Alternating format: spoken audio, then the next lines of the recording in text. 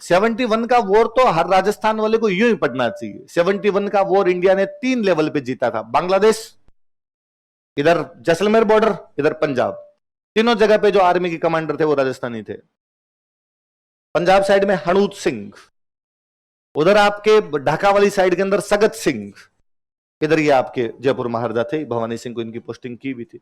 उनमें सगत सिंह जो ढाका वाले बॉर्डर पे थे, वो तो कहा जाता है कि आज दिन तक के इंडियन आर्मी के बेहतरीन कमांडर हुए हैं। उनसे अच्छा कमांडर इंडियन आर्मी नहीं देख पाएगी।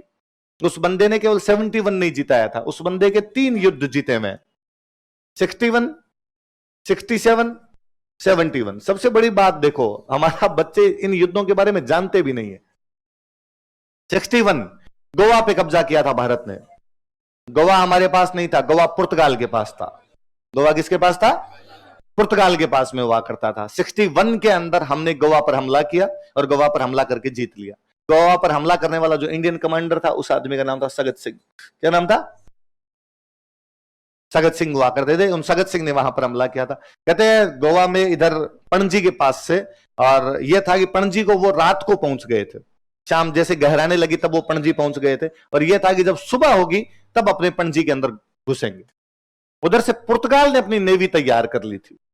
पुर्तगाल ने कहा ऐसे कैसे घुस जाएंगे, हम हमला करेंगे वापस इंडिया पर, हमारी नेवी जाएगी, अंदर नहीं घुसने देगी। सगत सिंह को लगा गया रात का वेट कौन करे, सुबह तक का वेट कौन करे, घुस जाते हैं अंदर तो घुसेंगे कैसे, बीच में से नदी है, नदी तैर के इंडियन आर्मी घुस गई थी, तो घुस जाओ अपने। तो सुबह तक तो पणजी पे कब्जा ही था। पुर्तगाल जब तक नेवी भेजता तब तक तो हमने भारतीय झंडे लहरा दिए थे। पुर्तगाल तैयारी कर रहा था उधर से कि हम सुबह रवाना करेंगे। फिर इंग्लैंड ने पुर्तगाल को समझाया, यार हम इतना बड़ा इंडिया छोड़ के आ गए, तू इतना सा गोवा, चिन्ना सा गोवा, उसके लिए नेवी भेजेगा, छोड़ अब। पर इंग्लैंड ने इंडिया वालों का तुमने भी बहुत गलत किया यार, ऐसे थोड़ी होता, रातों रात थोड़ी घुस जाते हैं किसी के अंदर, छोड़ देते यार, हम भी तो 47 में छोड़ के आए थे, अब भी छोड़ देते तुम्हारा, तुमने ये क्यों किया। और आज से अपनी दोस्ती आपस में नहीं, हम तुम्हारे दोस्त नहीं है। और यूरोप वाले कई देशों ने अपने से दोस्तियां खत्म कर ली। 61 में हमने गोवा पे तो कब्जा कर लिया था, लेकिन गोवा पे कब्जा करने के साथ साथ में हम कईयों की दोस्तियां खो चुके थे। इसलिए मौका मिला चाइना को, इसलिए 62 में हम पर हमला कर देता है। यूं ही नहीं होता कि 62 में चाइना आ गया, ये घटनाएं पीछे से चली आ रही थी। हम 61 के अंदर गोवा पर कब्जा कर चुके थे, इसलिए कई देश हमारा समर्थन वापस ले चुके थे। चाइना को लगा आजकल इंडिया अकेला, इसलिए चाइना हिम्मत करता है 62 में हम पर हमला कर देता है। 62 में हम हारते हैं, पर हारने के बाद में इंडिया का मनोबल बहुत डाउन हुआ था। इंडिया को बहुत बुरा लगना शुरू हुआ, हमें लगा कि यार हम चाइना के सामने कुछ है ही नहीं। 67 की बात, अरुणाचल प्रदेश के अंदर एक पास पड़ता अपना नाथुला, अरुणाचल में नाथुला, नाथुला पास पर फिर पोस्टिंग की गई एक लड़के की, एक नया कमांडर वापस भेजा गया। कमांडर कौन था? नाथुला पास पर स्थिति है कि लाइन खींची हुई है बीच में, लाइन के उस तरफ चाइना है, लाइन के इस तरफ इंडिया है, पर चाइना वालों की जब मर्जी आए तब इंडिया वाली लाइन के अंदर घुस जाए और मारपीट करके चले जाए। हथियारों से नहीं, यू धक्का मुक्की कर लेनी आपस में, गालियां निकाल के चली जानी। और चाइना वाला कमांडर तो और जोरदार है, वो साइड में डीजे लगाता, डीजे लगा के हिंदी भाषा के अंदर भारतीयों गालियां निकालता, डीजे से गालियां निकालते बेटे सारे दिन बैठे बैठे उधर। इंडिया वाले मतलब वो मोरल डाउन होता है ना, तब हट्टे कट्टा नौजवान यार चाइना वाले इतने इतने से होते हैं, आंखें पूरी खुलती नहीं है उनकी। अपना कोई ढंगा हरियाणा का जवान गया 4-5 लगा दे तो मर जाए वो वहां पे, लेकिन धक्का मुक्की में भी अपने वालों को लगता है कि यार नहीं नहीं, ऊपर से ऑर्डर नहीं है, कल को धक्का मुक्की की, उधर से फायरिंग हो गई, 4 लोग मर गए अपने, और दिक्कत हो जाएगी। सगत सिंह को लगा यार ये तो बहुत बुरी व्यवस्था है, तो गाइस यहाँ पे फेंसिंग की जाए, तारबंदी कर दो, बाउंड्री पे क्या कर दी जाए, तारबंदी कर दी जाए। तो बाउंड्री पे तारबंदी करने लगे, तारबंदी करने लगे तो चाइना वाले आगे उनको तारबंदी नहीं करने देंगे। कैसे कर सकते हो आप तारबंदी यहां पर, और हम करने नहीं देंगे तुम्हें तारबंदी, करने नहीं दोगे, तुम कौन होते हो कहने वाले कि हम करें या तारबंदी नहीं करें, हम करेंगे, हमारी दिशा के अंदर कर रहे हैं, हमारी जगह में कर रहे हैं, तुम्हारी जगह में थोड़ी कर रहे हैं। चाइना वालों ने विरोध किया तो सगत सिंह ने ऑर्डर दिया कि अंदर घुस के इनका कैंप उड़ा दो। इंडियन आर्मी चाइना बॉर्डर के अंदर घुसती है, उनका कैंप उड़ा देती है पूरा का पूरा। 67 नाथुला युद्ध हम चाइना से जीते हैं। मुझे इस बात पर बड़ा अजीब लगता है कि हम 62 जानते हैं पर 67 नहीं जानते, इसलिए आज भी हर कोई चलता कर देता है चाइना हमें हरा सकता है। अरे हमने हराया चाइना को 67 में, और चाइना कुछ नहीं बोल पाया। तो और उल्टा इंडियन आर्मी उसमें तो और जोरदार। सगत सिंह से जब पूछा गया कि भाई तुम क्यों घुसे, तो सगत सिंह ने कहा हमने नहीं घुसे थे, चाइना हम में घुसा था, और चाइना हम में घुसेगा तब तो हम लड़ाई करेंगे और क्या करेंगे। तो भाई इंडियन वालों ने कहा चाइना वालों को तुम घुस गए थे अंदर, चाइना वालों ने कहा तुम आओ बॉर्डर पे एक बार, तुम्हारे 25 फौज, हम अपने कोई 25 एक फौजी मरे थे, उनके कोई 300 एक फौजी मरे थे, ऐसे कैंप उड़ाया था उनका। तो कहा यार तुम्हारे जो 25 फौजी मरे ना उनकी लाश हमारी साइड में है। भाई ये कब होगा? जब तुम्हारे वाले हमारे अंदर घुसेंगे तभी तो गोलियां लगने से इधर होगी उनकी। अब हमने कहा घुस गए तो घुस गए, हमने तो फिर भी कहा कि तुम घसीट के ले गए होंगे। भाई घुसे नहीं थे, हम नहीं घुस पाए। सगत सिंह अपना वो हीरो है। सगत सिंह फिर 67 में वहां नाथुला थे। 67 के बाद सगत सिंह को भेज दिया गया उधर ढाका वाली बॉर्डर पे। अपनी जो ईस्टर्न कमांड है, ये जो पूर्वी कमान है, इसके उस समय जो वो कमांडर हुआ करते थे उनका नाम था जगजीत सिंह अरोड़ा। जग्गी, क्या नाम था? जगजीत सिंह अरोड़ा। जग्गी यहाँ पे अपने ईस्टर्न कमांड के कमांडर हुआ करते थे और सगत सिंह की पोस्टिंग की हुई थी ढाका बॉर्डर पे। 71 में तनातनी होने लगी थी, पाकिस्तान बांग्लादेश के बीच में आपस में लफड़ा चल रहा था। भाई हुआ क्या था कि विभाजन के बाद इधर वाला तो पश्चिमी पाकिस्तान और इधर वाला पूर्वी पाकिस्तान। पंजाब वाला जो पाकिस्तान है इसको पश्चिमी पाकिस्तान बोलते, और बंगाल वाला जो पाकिस्तान था इसको क्या बोलते थे? ईस्टर्न पाकिस्तान। अच्छा, पाकिस्तान देखो बड़ी गजब चीज है। पाकिस्तान की मांग किसने की कि भाई पाकिस्तान मिलना चाहिए? यूपी बिहार के मुसलमानों ने। ये मांग किसकी थी कि पाकिस्तान मिलना चाहिए? यूपी बिहार के मुसलमानों ने। विभाजन किसका हुआ? पंजाब और बंगाल। जिन्होंने पाकिस्तान मांगा था वो पाकिस्तान गए नहीं। पाकिस्तान वो गए जिन्होंने पाकिस्तान, भाई शुरुआत की मांग उन लोगों की नहीं थी। फिर फाइनली भले ही वो शामिल हो गए हो, लेकिन शुरुआती मांग में यूपी बिहार वाले लोग शामिल थे। नेता ही सारे यूपी बिहार के थे। अब ये यूपी बिहार वाले नेता जो थे ये तो जाएंगे उधर। जब यही मांग रहे थे तो लियाकत अली जिन्ना गुजरात के थे, बाकी ज्यादातर यूपी बिहार के हुआ करते थे। ये सारे के सारे उधर चले गए। यूपी में मुसलमानों की भाषा थी उर्दू। भाषा कौन सी थी? अब नेताओं ने वहां जाके कहा कि पूरे देश में लगाएंगे उर्दू। इस बात पे बांग्लादेश वाली साइड वाला जो पाकिस्तान था उसने विरोध कर दिया। उसने, तुम उर्दू कैसे लगा सकते हो? हमारी भाषा है बांग्ला और हमारी भाषा यहां पर रहेगी। पाकिस्तान अब चलती इनकी थी, इधर वालों की, इस पंजाब वालों की चलती थी। इस पंजाब वालों ने कहा ठीक है उर्दू लगा लो, तो उर्दू लग भी गई थी। इसलिए आज भी इधर वाला जो भी पाकिस्तान है उसमें लिखने की भाषा उर्दू है, बोलते आज भी सारे पंजाबी हैं। बोलते आज भी सारे कौन है? आप किसी इमरान खान, ये जितने क्रिकेटर इनको सुन लेना आपने, तो अपने और तो किसको सुने, इनको सुन लो, ये सारे के सारे पंजाबी बोलते हैं अभी भी। क्योंकि बोलचाल की भाषा कभी चेंज नहीं हो सकती, बोलचाल की भाषा वही रहेगी। लिखने को अपने भी हिंदी और इंग्लिश लिखते हैं, पर जैसे इस कैंपस से बाहर निकलते हैं अपने अंदर से हमेशा मारवाड़ी निकलती है। भाई किसी की यदि भाषा हिंदी इंग्लिश है तो बात अलग है, बाकी अब राजस्थानी बोलते हैं, बाहर जाके हिंदी नहीं बोली जाती अपने से, तो वो क्यों है? लिखते भले ही उर्दू है लेकिन बोलते सारे के सारे पंजाबी। पर इन्होंने इतना विरोध नहीं किया। इनको यहाँ पे सत्ता में चाशनी मिल गई थी थोड़ी, बंगाल वालों को चाशनी और नहीं मिली थोड़ी, उनका बेचारों का कोई प्रतिनिधित्व भी नहीं था। तो ढाका यूनिवर्सिटी के लड़के एक दिन विरोध कर रहे थे कि साहब हमारे देश में उर्दू नहीं लगाई जा सकती, हमारे देश में क्या लगनी चाहिए? बांग्ला। पाकिस्तान की आर्मी फायरिंग करती है और 5 लड़के मारे जाते हैं। वो दिन था 21 फरवरी। वो दिन क्या था? इसलिए 21 फरवरी को मातृभाषा दिवस मनाते हैं। अंतरराष्ट्रीय मदर टंग डे यदि कभी मनाया जाता है तो कब मनाया जाता है? 21 फरवरी। क्योंकि ढाका विश्वविद्यालय के 5 छात्रों को इसलिए मार दिया गया था क्योंकि वो अपनी मातृभाषा बांग्ला के लिए क्या कर रहे थे? आंदोलन कर रहे थे। यहां से ये मांग और उठी। पहले वो केवल भाषा की मांग कर रहे थे, अब उन्होंने कहा हमें तो देश अलग चाहिए। जो देश अलग चाहिए तो उन्होंने बांग्लादेश के अंदर आंदोलन कर दिया। बांग्लादेश में आंदोलन किया तो इधर वाले पाकिस्तान से आर्मी जाके बांग्लादेश के आंदोलन को कुचलने लगी। जब आर्मी ने कुचलना शुरू किया तो बांग्ला के खूब सारे लोग अपने इंडिया आने लगे, और इंदिरा गांधी ने कहा शरणार्थी कितने के रखेंगे अपने? और हमने कहा कि हमारा पूरा सपोर्ट है तुम्हें। हमने पूरा देश बनाया पाकिस्तान, बांग्लादेश देश पूरा पूरा अपना बनाया हुआ है। हमने पूरी आर्मी भेजी अपनी, और आर्मी भेजेगा इसको अलग ही कर दो। वहां पाकिस्तान की आर्मी लड़ रही है, लड़ो इनसे जाके। हमने कहा तो यह था कि हम नहीं लड़ रहे, बांग्लादेश खुद लड़ रहा है। और हमने बांग्लादेश वालों को कहा कि झूठी मूठी सेना बनाओ रे, तो बांग्लादेश वालों ने एक झूठी मूठी सेना बनाई, बांग्लादेश मुक्ति वाहिनी मोर्चा। कौन सी बनाई थी? बांग्लादेश मुक्ति। बांग्लादेश को मुक्त करवाने के लिए एक मोर्चा बनाया। पर क्या मोर्चा था? पूरी इंडियन आर्मी लड़ी थी उसके अंदर। मोर्चे वालों से क्या लड़ाई हो रही थी? बाबड़े लठवट लेके घूम रहे थे इधर उधर। बंगाल वाले क्यों लुंगियों में घूमते रहते हैं? पूरी इंडियन आर्मी उतारी थी वहां। पाकिस्तान की आर्मी है सामने, आप कैसे लड़ लोगे?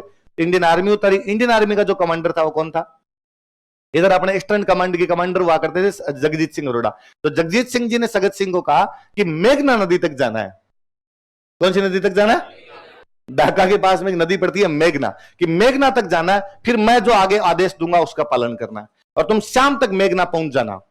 तो ठीक है। इंडियन आर्मी सुबह तक ही मेघना पहुंच गई, तो शाम तक क्या करे? सगत सिंह का क्रॉस कर लो।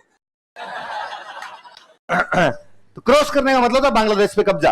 और आप किसी देश पे यूं जाके कब्जा, तो बांग्लादेश नहीं था तब, ये पाकिस्तान हुआ करता है इसका नाम। आप पाकिस्तान पे कब्जा करने जा रहे हो, तो कैसा ऊपर से आदेश नहीं है, तो मैंने दिया आदेश तुम्हें कब्जा किया जाए। तो ये घुस गए, शाम तक तो घुस ही गए थे। मेघना क्रॉस की, मेघना क्रॉस करके ढाका में घुस गए। और ढाका में जैसे घुसे, ढाका के लोगों ने क्या स्वागत किया है, क्या भयंकर स्वागत किया है। कॉलेज की लड़कियां ना आके अपने सोल्जर से कोई गले लगी है।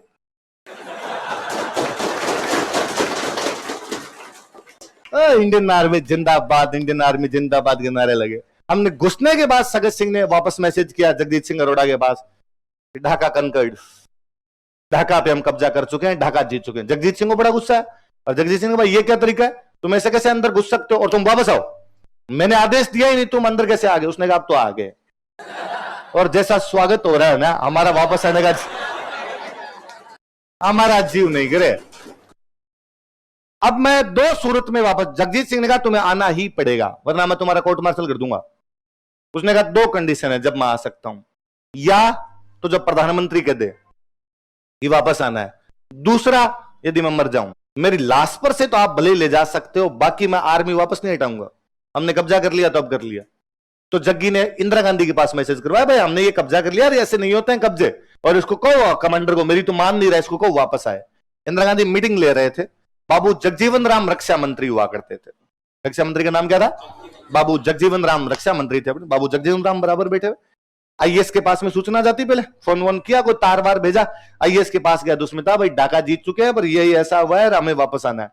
तो उसने वो पर्ची बेचारे ने ले जाके आगे बाबू जगजीवन राम को दी, कि बाबू जगजीवन राम ने वो पर्ची पढ़ी कि भाई ढाका जीत चुके हैं। उन्होंने वो पर्ची इंदिरा गांधी की तरफ दी आगे। तो इंदिरा गांधी कहते हैं कि बहुत ज्यादा वैसे रहा करते थे, हंसते वंसते नहीं थे, किसी के साथ सीरियस रहते हैं हमेशा नेताओं के। प्रधानमंत्री की थोड़ा होता भी है क्यों, सबके सामने क्या दांत निकालते घूमो, आप ध्यान रखना पड़े आपको हमेशा। और आप कभी भी नोटिस करना, महिला नेता जितनी होती है वो सारी खड़ूस होती है, जरूरी है ऐसा करना, वरना पुरुष हावी हो जाएंगे, आपको काम नहीं करने देंगे। उनके लिए जरूरी रहता है कि भाई नहीं आप उतने खड़ूस रहो। तो जयललिता तो था, तो जयललिता एक ही चेयर लगेगी, बाकी सब खड़े रहेंगे, जितने आएंगे वो खड़े रहेंगे, मैं ही बैठूंगी। तू भले कोई मंत्री है सामने मेरे ऑफिस में है तो तू खड़ा रहे, एक चेयर एक, मैं बैठूंगी इधर। मायावती की फिर किससे है, बड़े से बड़ा मंत्री नेता, उसका सैंडल औकात के अंदर रखा जाए सबको। और महिलाओं के लिए मुझे लगता है ऐसा जरूरी है, वरना पुरुष राज नहीं करने दे उनको। इसलिए मैंने एक बार कभी पहले बात बताई होगी कि जब कहते हैं ना कि महिलाओं का राज आएगा तो थोड़ा ममतापूर्ण वातावरण होता है, ना उल्टा खड़ूस बनाता है। महिला जैसे उस पोस्ट पे आती है, महिला भगवान जाने क्या बनती है बाद में। तो इंदिरा गांधी एकदम वैसे खड़ूस टाइप की हुआ करते और हंसते हंसते नहीं थे किसी के साथ।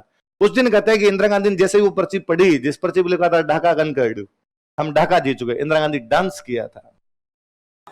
मतलब ये गैलरी में दौड़ती हुई आई थी, we got it, we got it. एक फोटो है जिसमें इंदिरा गांधी के साड़ी का पल्लू यू लहरा रहा है, उसके हाथ के अंदर पर्ची है। ढाका बड़ा गजब जीत के आए थे। और उस दिन हमने पाकिस्तान में 90,000 फौजियों को सरेंडर करवाया था। पाकिस्तान ने कितने फौजियों सरेंडर करवाया था? ना भूतो ना भविष्य थी, दुनिया के इतिहास में ऐसा कभी नहीं हुआ जब एक पूरी की पूरी आर्मी घुटने टेकती है, नाक रगड़ती है कि गलती हुई, अब से लड़ाई नहीं करेंगे हम। 71 में 90,000 फौजियों से सरेंडर करवा लिया था हमने, और उन सबको यहीं पे रखा था, 90,000 फौजियों को। मुझे तो ये और बड़ा अजीब लगता है कि हम सगत सिंह को तो नहीं जानते, कोई बात नहीं कि सगत सिंह एक कमांडर हुआ करते थे उस टाइम, लेकिन उस समय अपने थल सेनाध्यक्ष हुआ करते थे सेम मानेकशॉ। यदि भारत में रहने वाला कोई बंदा सेम को नहीं जानता है तो उसे भारत में रहने के अधिकार समाप्त किए जाने चाहिए। सेम बड़ा गजब आदमी था, सेम मानेकशॉ पारसी थे, सेम मानेकशॉ पारसी थे, स्टाइलिश मूछें रखा करते थे, बड़े स्टाइलिश बंदे थे। हमेशा यूं अच्छे कपड़ों के अंदर ना फैशन था कि कपड़े कभी मैं यूं पुराने कपड़े कैसे पहन लूं, ऐसा होता ही नहीं था सेम के साथ। और बड़ा बोल्ड आदमी, एक सेम ऐसे बंदे थे जो इंदिरा गांधी को भी कुछ भी बोल दिया करते थे। इंदिरा गांधी ने जब उनको 71 में जब जून के आसपास कहा था कि जून के अंदर तुम पाकिस्तान पर हमला कर दो, और सैम ने कहा था कि नो मैडम, जून में हमला नहीं किया जा सकता। तो हमला कब करोगे? हमला तब करेंगे जब बर्फ गिरने लगेगी, क्योंकि जब बर्फ गिरने लगेगी तो चाइना की तरफ से पाकिस्तान को कोई हेल्प नहीं मिलेगी, कि हिमालय पूरा बर्फ से आच्छादित हो जाएगा, चाइना वाले इधर आ ही नहीं पाएंगे, पाकिस्तान अकेला पड़ जाएगा, अकेला पड़ेगा तब वॉर करेंगे। ये कब आएगा? दिसंबर में हमला करेंगे। इसलिए बांग्लादेश को आजाद 16 दिसंबर को करवाया गया है। 16 दिसंबर को वो हम विजय दिवस मनाते हैं। तो बहुत शानदार डायलॉग है ना। इंदिरा गांधी ने वापस पूछा कि कमांड दिसंबर जैसे आया, तो वापस 1 दिसंबर के आसपास इंदिरा गांधी ने मैसेज किया कि क्या आप तैयार हो आप इस बात के लिए? यस स्वीटी। तो इंदिरा गांधी को स्वीटी कहने वाला यदि कोई बंदा था तो वो बंदे 71 की वॉर के बाद में सैम इतने फेमस थे कि देश में बातें थी कि सैम अब देश पर कब्जा करेंगे। जैसे पाकिस्तान में होता है, कोई भी सेना का कमांडर जब हावी होता है तो प्रधानमंत्री को उठाकर वहां पर बन जाता है। तो इंदिरा गांधी के जब शाम को डिनर का प्रोग्राम था, इंडियन आर्मी के जो भी मेजर थे, जो अफसर थे, उनको डिनर के लिए बुलाया गया प्रधानमंत्री कार्यालय के अंदर। तो इंदिरा गांधी ने पूछा कि सैम, मैंने सुना है कि तुम तख्ता पलट करोगे, मेरी जगह पे तुम आओगे। सैम हंसे और सैम ने हंस के कहा कि मुझे लगता है मेरे और प्रधानमंत्री में एक ही समानता है कि तुम्हारी नाक भी तीखी और मेरी नाक भी तीखी है। इंदिरा गांधी की नाक तीखी हुआ करती थी, सैम की नाक बहुत तीखी थी। इसके अलावा मुझे तो नहीं लगता कि मेरे में पीएम मटेरियल टाइप की कोई भी चीज है। इसलिए आप निश्चिंत रहिए, मैं देशभक्त आदमी हूं, मैं सैनिक हूं, और सैनिक कभी भी ऐसा काम नहीं कर सकता। सर्वोच्च आदेश जो कहे जाए, सैनिक वहां पे लड़ेगा। जब सैम अपने यहाँ पे थल सेना अध्यक्ष हुआ करते थे, तब पाकिस्तान में उधर थल सेना अध्यक्ष राष्ट्रपति थे पाकिस्तान के, यहिया खान। कौन थे? जब अंग्रेज जब तक देश नहीं छोड़ के गए थे, उससे थोड़े साल पहले सैम अंग्रेजों की आर्मी में रिक्रूट हुए थे, और सैम के जूनियर हुआ करते थे यहिया खान। जब सेना का विभाजन किया जा रहा था 47 में, का मुसलमान फौजी पाकिस्तान जाएंगे, इंडियन सोल्जर, जो हिंदू सोल्जर जितने भी, वो कहां रहेंगे? इंडिया। पारसी चूंकि इंडिया में रहे थे, तो सैम भी कहां पर रह गए? इंडिया। तो जब यहिया खान जा रहे थे, यहिया खान जूनियर थे, तो यहिया खान ने सैम से कहा कि सर, आपके पास वो एक जो बाइक है, उनके पास उस टाइम की कोई महंगी बाइक थी, उस समय 8-10 हजार रुपए की बाइक आया करती थी, कि वो जो सर आपके पास एक बाइक है, वो बाइक मुझे चाहिए सर। तो ठीक है, ले लो। तो सर मेरे पास इतने रुपए नहीं है जितने की बाइक है। सैम ने कहा दे देना, तो जितने दे उतने दे देना यार। और फौजियों में ये होता है कि जूनियर कुछ भी मांग ले, फिर सीनियर उसके लिए मना नहीं करता। सैम ने दे दी बाइक। यहिया खान ने फिर कहा कि ये जो इतने रुपए में लूंगा, ये रुपए भी अब मेरे पास नहीं है, पाकिस्तान जाके दूंगा। सैम ने कहा ठीक है, पाकिस्तान जाके दे देना। लेकिन यहिया खान ने पाकिस्तान जाके सैम को रुपए भेजे नहीं।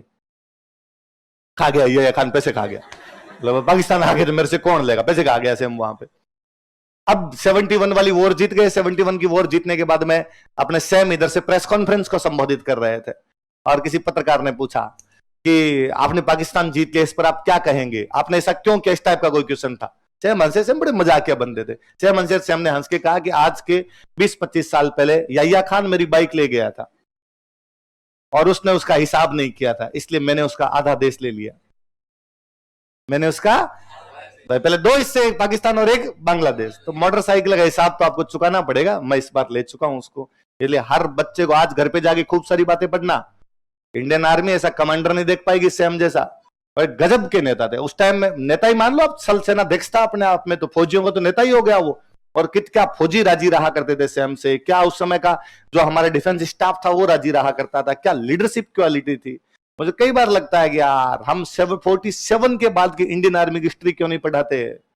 हमारे बच्चे 47 के बाद की इंडियन आर्मी का क्या इतिहास है, इसमें कौन कौन लीडर रहे, उनको क्यों नहीं जानते? हम जानते पहले वालों को, हमने राजस्थान जी के पढ़ा था, हमारे कमांडर्स के नाम पढ़ते हैं। दुर्गादास राठौड़ को हम क्यों पढ़े? इसीलिए तो पढ़ते हैं क्योंकि अच्छे डिप्लोमेट थे। तो उसके बाद वालों में भी तो गुण रहे होंगे, उनके बारे में जानना चाहिए। हम करियप्पा के बारे में क्यों नहीं जानते? करियप्पा भारत के पहले थल सेना अध्यक्ष हुए थे। करियप्पा के बेटे को 65 वाली वॉर में पाकिस्तान की वायुसेना ने पकड़ लिया था। वायुसेना में थे उनके बेटे, उधर पकड़ लिए गए, पाकिस्तान की वायुसेना ने उनको पकड़ लिया था। पाकिस्तान की वायुसेना को जब पता चला कि करियप्पा का बेटा है, पाकिस्तान की वायुसेना ने कहा करियप्पा से बात करवाई जाए, क्योंकि करियप्पा जब सीनियर हुआ करते थे तब तक पाकिस्तान वाले फौजी भी यही हुआ करते थे, तो बेचारे पाकिस्तान वाले फौजी भी उनके जूनियर थे।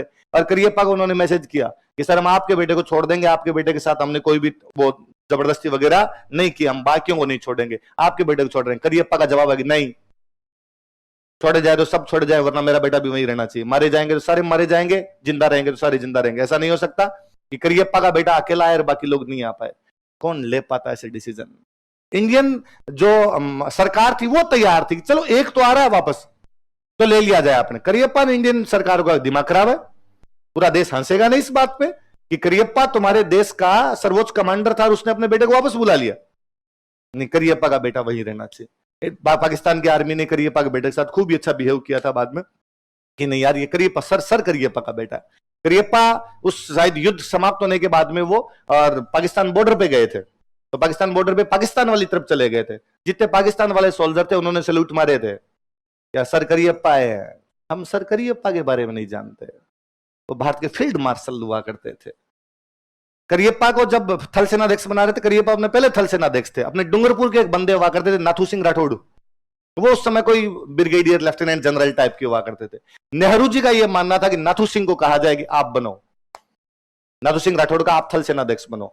तो नाथू सिंह राठौड़ ने नेहरू जी को कहा कि नहीं, ये कैसे हो सकता है, मैं जूनियर हूं, सर करियप्पा सीनियर है, करियप्पा नहीं मैं बनूं, नहीं ये बात नहीं होगी। तो नेहरू जी के दिमाग में किसी अंग्रेज को बनाने की बात थी कि फिर किसी अंग्रेज को बना देते हैं, क्योंकि इंडियन आर्मी वालों के पास इतना एक्सपीरियंस तो है नहीं, नहीं आर्मी बनेगी थल सेनाध्यक्ष को अंग्रेज होगा ठीक संभाल लेगा। मैकेंजी था, बुच्चर था, कोई एक था, उसको बना रहे थे इधर। नाथू सिंह राठौड़ वापस खड़े होते, उन्होंने कहा करियप्पा क्यों ना बने, मुझे आप पहले तो मुझे बनाना चाहते हैं, मैं नहीं बनना चाहता, क्यों, करियप्पा सीनियर है, तो करियप्पा को ही बनाया जाना चाहिए अपने आप के अंदर। तो नेहरू जी ने वापस कहा कि करियप्पा के पास में एक्सपीरियंस नहीं है थल सेनाध्यक्ष बनने का। नाथू सिंह राठौड़ वापस कहता तो आपको प्रधानमंत्री का एक्सपीरियंस है,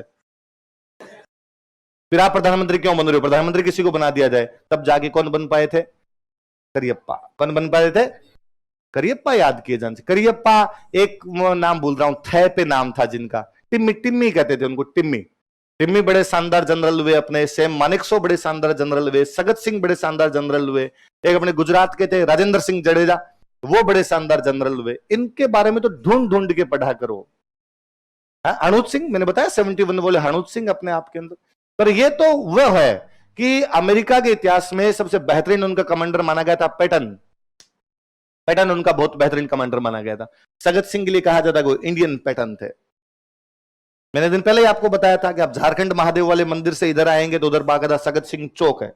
आप कभी जोधपुर जाएंगे, आर्मी एरिया में जैसे घुसेंगे वहां पर सगत सिंह मार्ग है।